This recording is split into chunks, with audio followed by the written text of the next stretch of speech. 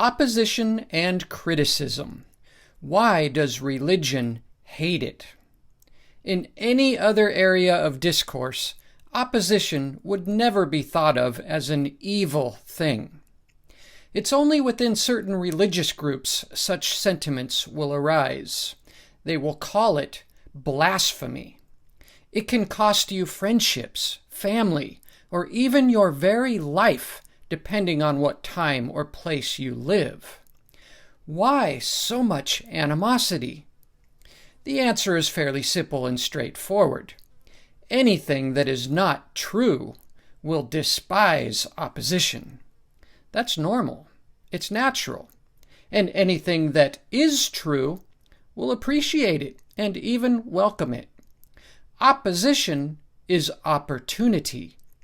Within our modern era of scientific advancements, opposition and criticism is the tool for every achievement that betters our lives.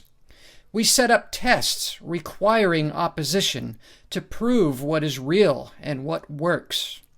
When you write a thesis, it is published for peer review first. It must endure a process of intense scrutiny before reaching the other side as universal truth. Opposition and criticism is essential to discovering, purifying, and shining a light on all that claims to be true. However, most religious beliefs work in the exact opposite. They begin with truth claims and attempt to abolish or silence anything that would oppose them.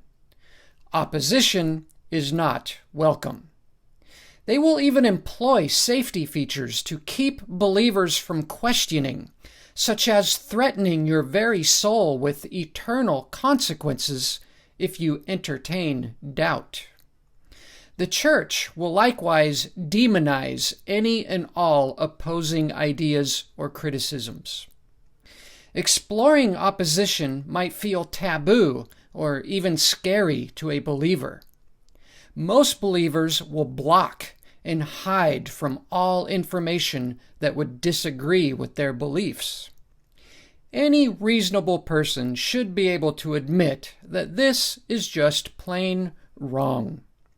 We should always explore opposition. Personally, I love opposition. I find such engagements entertaining and fulfilling. Opposition has corrected me many times when I was in error, and still does to this day. I am always seeking what is true, and always willing and ready to stand corrected. Those who practice a religious faith are not, and have a very difficult time tolerating anyone implying they might be wrong. If a believer is brave enough or willing enough to not despise or fear criticism, but instead welcome it, it would provide the ideal opportunity for them to prove whatever is true. It is the stage to set things straight. Opposition should be welcomed with excitement. Believers should be saying, "Yes, bring it on. Let's reveal the truth to the world. Where is the challenger? Let's establish truth here and now." But this is not what we see in reality. Most believers will avoid, loathe, or even fear such engagements. In fact, many will have absolutely no idea how to defend their own beliefs logically or evidentially. Instead, they will rely on some kind of a magical or miraculous personal testimony to convince others. Believers, by and large, are not intellectually attached to their beliefs. Not at all, but are rather emotionally attached. And they become emotionally charged.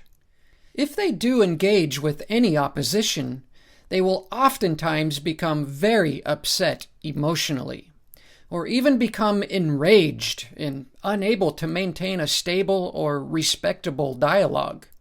They might resort to mockery or sarcasm rather than facts and logic, and even throw violent threats onto their opponent, saying things like, "Just wait and you'll see," or "Someday you'll be sorry."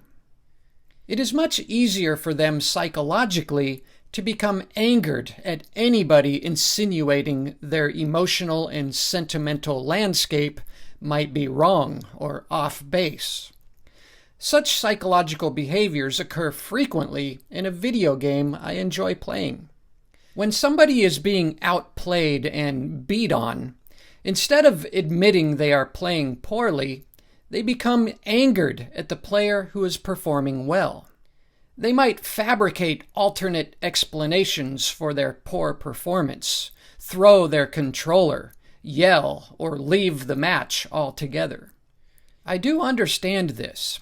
It is truly difficult to admit you are wrong concerning something you believe you are good at, or concerning a belief you have long cherished and desire to be true. It is always much easier to get bent out of shape in order to evade the reality. It's a coping mechanism. A non-believer must consider these factors and be mindful when engaging a religious person concerning the credibility of his or her beliefs. It may turn manic very quickly and not end pleasantly. I would also argue that these behavioral patterns are a strong indication that what they believe to be true is most certainly incorrect. A belief that is not true, and which is not based on evidence or reason, will typically present negative behavioral patterns during questioning, and is suspect to triggering anger, avoidance, or denial of facts and reason, or even a strong desire to shut down or silence criticism. My friends, I encourage you to be sober-minded and always welcome opposition in a friendly and respectable manner. Promote opposition and criticism of all beliefs, including your own, and always be willing to stand corrected. It is okay to be wrong, so long as you can admit to it. The truth will have no bias, no fear, and will harbor no hate.